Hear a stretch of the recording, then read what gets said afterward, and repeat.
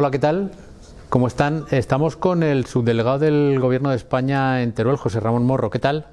Muy bien, la verdad es que muy a gusto de estar aquí con Eco de Teruel y poder, bueno, pues contar algunas cosas que alguna puede ser novedad. Bueno, está muy bien. La verdad es que la Administración Central del Estado ha sido noticia por varios proyectos que están un poco en el candelero en estos días y nos gustaría hablar de algunas cuestiones concretas para tratar de dar luz en lo que podamos a la gente que nos ve. Una cosa muy llamativa ha sido estos días el tema de que en los presupuestos generales del Estado hay dotación, va a haber dotación para el Museo Nacional de Etnografía, un proyecto que ya hace años se habló, parece ser que desapareció en la actualidad y ahora vuelve, y además con carácter de Museo Nacional. ¿Qué podemos contar? Pues la verdad es que es un proyecto del cual yo me alegro que vuelva otra vez a retomarse por parte del Estado. Si todo el mundo sabe que es un proyecto que formó parte del plan específico de Teruel de José Luis Rodríguez Zapatero, que el proyecto, además en la redacción del proyecto está hecha y el Partido Popular cuando gobernó lo metió en un cajón o en el congelador, como queramos llamar, y el hecho de poder retomarlo, y además de una forma muy avanzada, aunque entiendo que el edificio que volvió de nuevo a la Diputación Provincial habrá que retornarlo nuevamente al Estado. ¿El proyecto es el mismo de aquella ocasión? El proyecto entiendo que era un proyecto excelente. Tendrá que ser el mismo porque además, costó un dinero importante y es propiedad del Ministerio. Entiendo que como cualquier proyecto que ya tiene unos años, supongo que habrá que revisarlo, pero básicamente ojalá sea ese proyecto que yo creo que sí que era excelente y que al final para como buena noticia para los turolenses, la verdad es que tenemos que pensar que en un futuro, en esa avenida de Zaragoza de Teruel, que si eso se lleva a cabo, que pensemos que sí, creamos que sí, junto con el Museo de la Batalla de Teruel o de la Guerra Civil, pues indudablemente eso se va a convertir en una de las grandes vías de acceso a la ciudad, pero no solo ya una vía de acceso, sino realmente quizá la calle cultural por excelencia de Teruel. Junto a eso también ese ascensor que el Ayuntamiento ya por fin tiene previsto en sus presupuestos para poder comenzar al año que viene, y que fue una propuesta también del Grupo Municipal Socialista, y así lo tengo que decir porque ahí estábamos nosotros. Eso va a suponer una mejora importante en la ciudad de Teruel.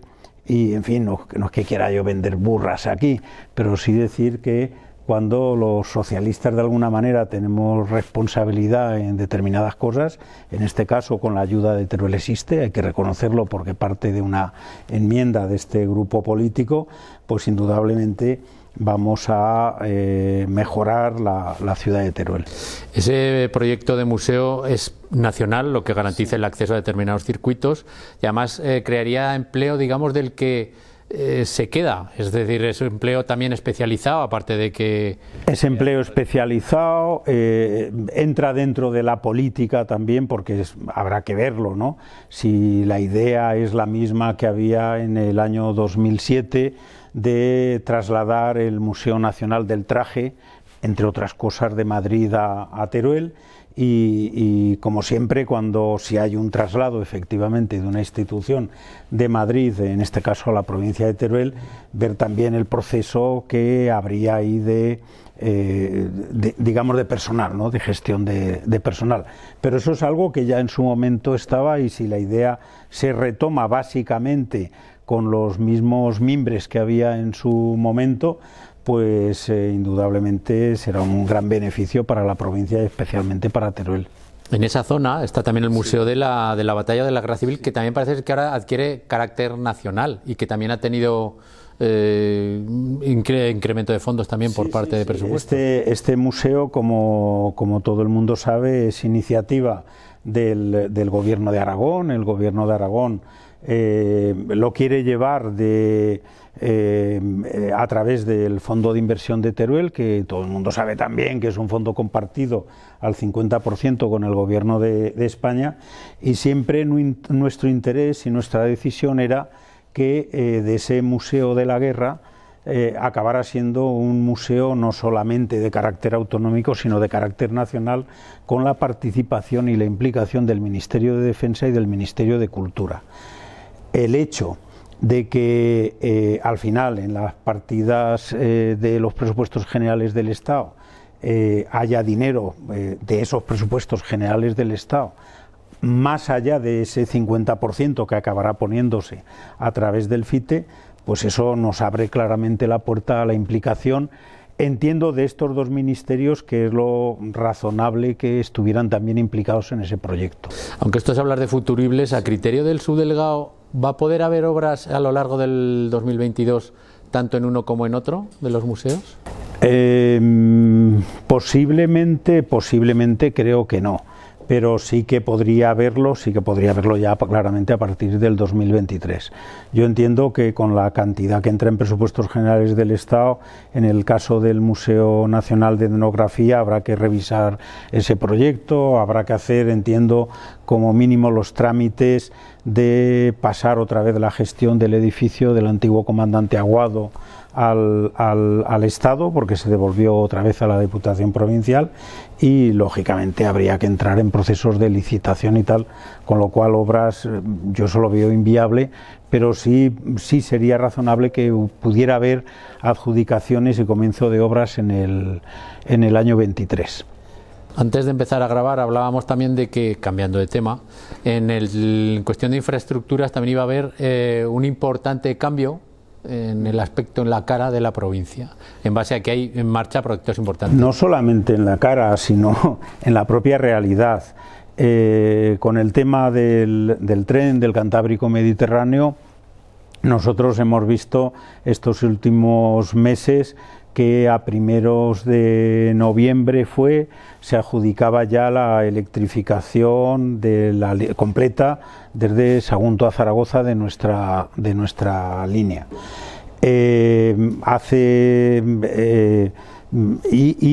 Adif al mismo tiempo está trabajando ya en lo que son las estaciones de suministro eléctrico, efectivamente, a esa electrificación, que en lo que a nuestra provincia afecta lleva 3 puntos: una subestación a la altura de la Puebla de Valverde, otra que estará situada en Teruel a la altura de Platea, con la subestación Platea, y de hecho Red Eléctrica ahora mismo de España está trabajando en ello también, y una tercera en la subestación actual de Calamocha, que va a requerir una ampliación de potencia para esa situación. Es decir, en eso está trabajando dentro del plan director que todos conocemos de los 441 millones.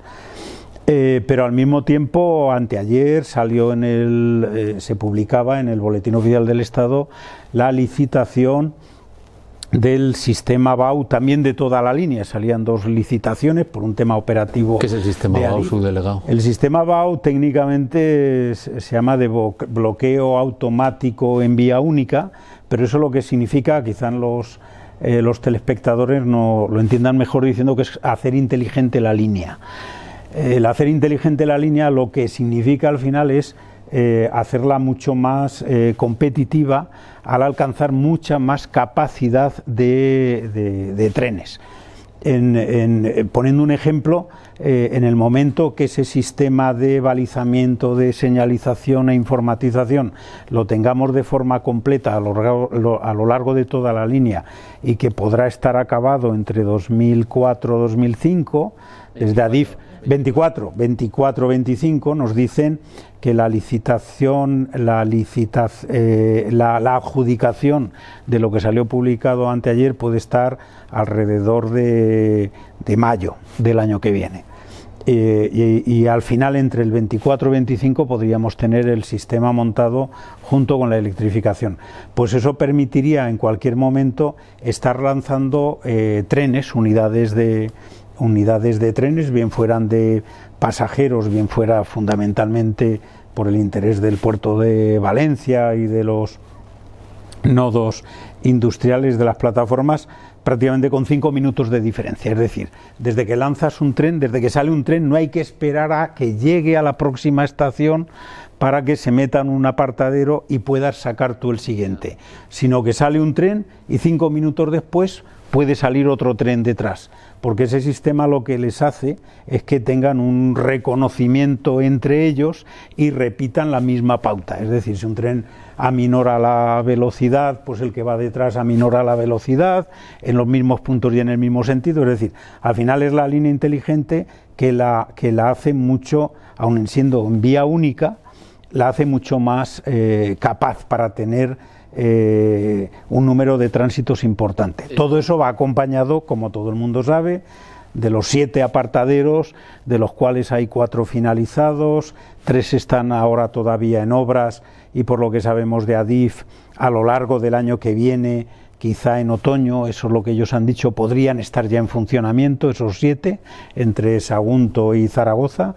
Hay uno más, hay un octavo que está ahora en redacción de proyecto a la altura de Cella, que es el último que se metió y que tenía especial interés tanto el gobierno de Aragón como la autoridad portuaria de Valencia.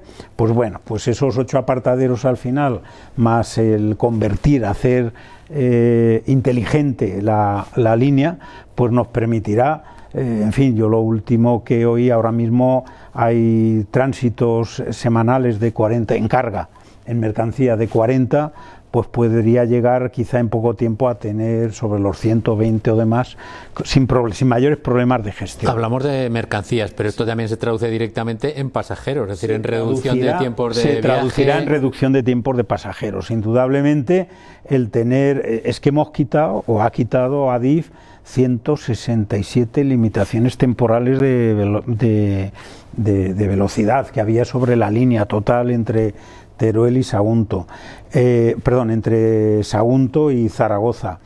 Es verdad que hoy no las vemos todavía, digamos, tangibles, pues porque Adif mismo nos explica o nos informa que esos trabajos tienen que pasar la supervisión y el visto bueno y el conforme de la Agencia de Seguridad Ferroviaria de España, y una vez eso sea así y hayan tenido el periodo correspondiente de prueba y tal, pues entrará en funcionamiento y desaparecerán en la práctica esas limitaciones de velocidad. En fin, si juntamos la desaparición de limitaciones de velocidad, la mejora efectivamente que ha habido en los taludes, en las estructuras de puentes de las propias vías, en el cambio de miles y miles y miles de traviesas nuevo, acompañado al final de esa electrificación y de ese sistema inteligente de la vía. Todo eso hará posible que también los trenes de pasajeros, sobre todo en la relación Teruel-Zaragoza, indirectamente Teruel-Zaragoza-Madrid, al final tendremos tiempos reducidos considerablemente.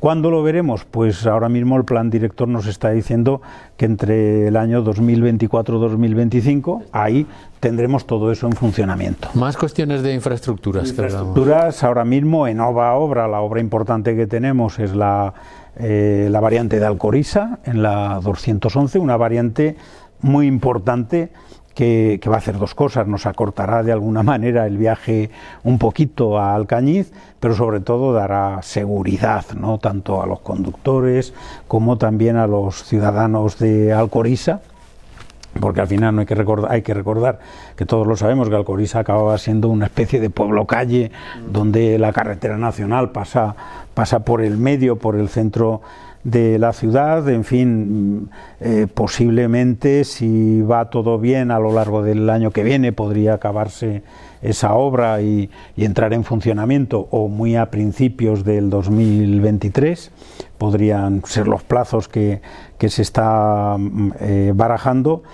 Sabemos que dentro de poco, y seguramente en los primeros meses de este año que viene, empezarán las obras también de mejora del tramo ya en la 330 entre Teruel y y Villastar, sobre todo con el enlace, la glorieta que haremos con la 234 como elemento de seguridad. ¿Es una rotonda de las de toda la vida? Es una rotonda de las de toda la vida, pero de las de toda la vida que enlaza dos carreteras generales, la 234 con la 330, y por tanto ahí, en fin, es una rotonda importante, es decir, es una rotonda no simplemente del polígono de paso, sino que ese es un enlace importante que prácticamente va a ir casi junto a lo largo del año que viene, que empezarán las obras también de la glorieta que haremos que se hace a la entrada de Dinópolis, en la zona de Teruel, para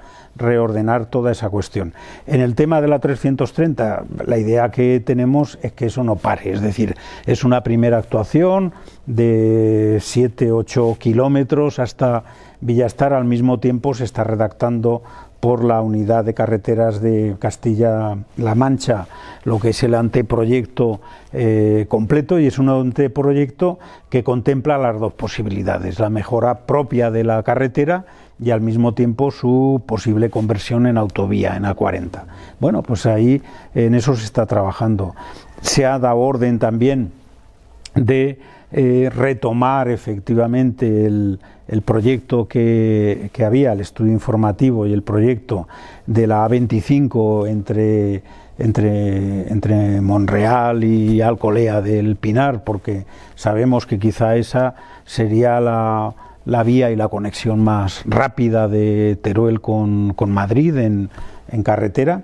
Y desde luego la prioridad también que el Grupo Socialista en Teruel, el Partido Socialista, ha tenido, como todo el mundo sabe, con la A68. En carretera siempre ha sido ahora mismo nuestra principal prioridad.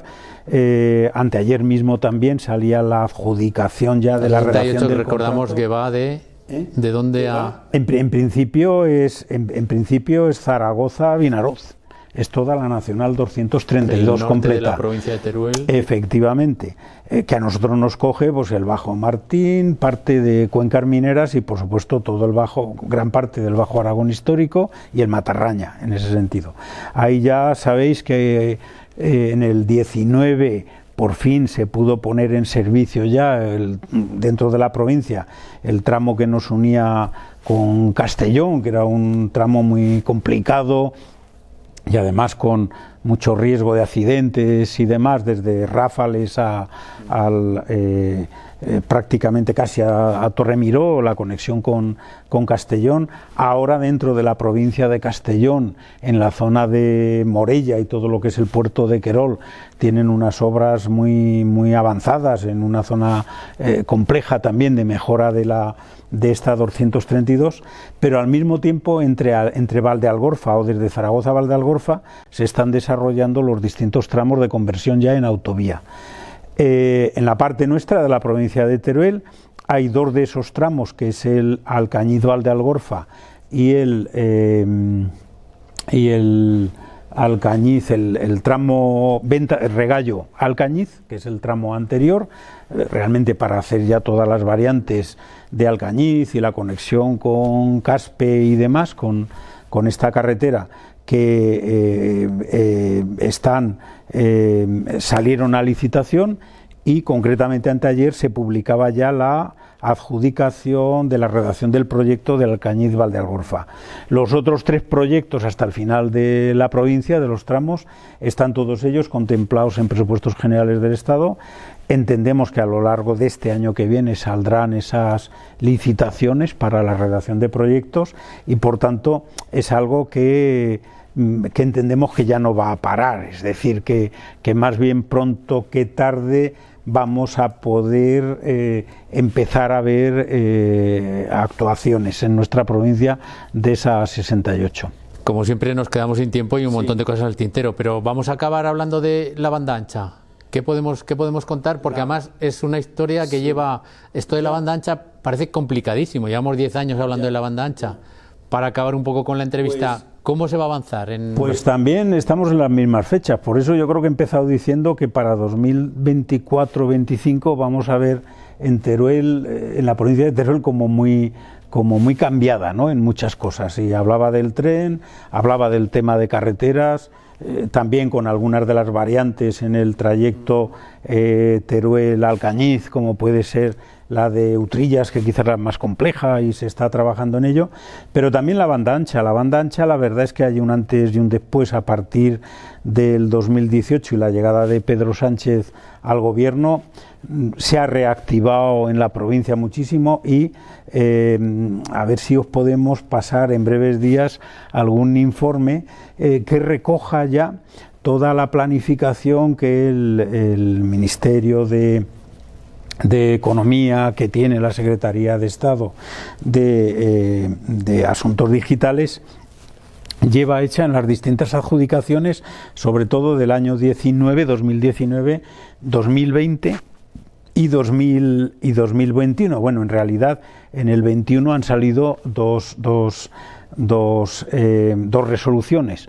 Una fue la de marzo y ahora la que ha salido brevemente ya, que ya no le llaman Plan PEVA, le llaman Plan Único, y posiblemente entre esas tres, la última es de 82 localidades, la anterior también fue la de marzo, que correspondía al año 20, pero ha salido en este 21, era también pues por la misma cantidad, otras 80 y tantas localidades, y creo que en el año anterior había unas 50 y tantas.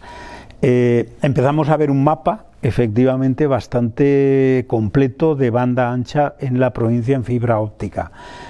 Nos va a quedar el año 22, el 23, el 24, es decir, y en estos años vamos a ver cómo prácticamente tenemos ya toda la provincia, prácticamente la totalidad de la provincia en banda ancha en fibra óptica.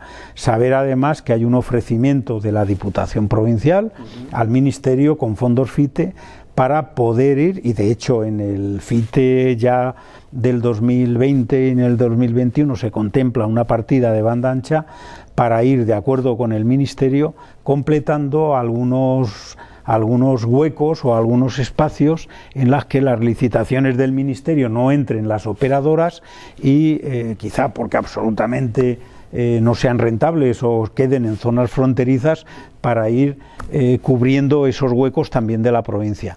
Eso está coordinado, está hablado entre Diputación Provincial y el Gobierno de Aragón y el Ministerio, como decía, y entendemos que también estaríamos en esos años con una provincia bastante casi completa al 100% en banda ancha. Esperemos que vaya siendo la cosa así. José Ramón Morro, subdelegado del Gobierno de España en Teruel, muchas gracias. Muchísimas gracias a vosotros, por supuesto, claro que sí. Gracias.